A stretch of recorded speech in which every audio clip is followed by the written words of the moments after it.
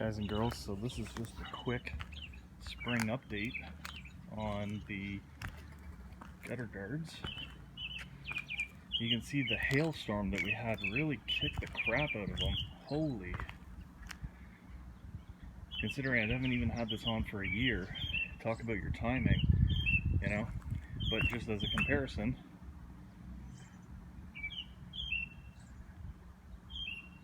so I'd say the gutter guard's working. There's a little bit of debris down there, and that's all from this big tree right here.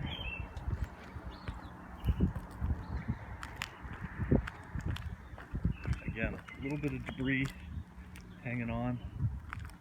Again, like look at this. It hit so hard on that edge that it actually split the little locking tab. Look at that. I'm just glad it didn't do damage to my roof. But yeah, very impressed with the gutter. Look at that one. Holy. Very impressed with the gutter guard so far. I would highly recommend. I'd not only recommend this product, but I'd recommend any other product out there that's similar. It's saved me twice now having to go up and clean out the gutters. You can see the neighbors don't have any. Theirs aren't looking too bad.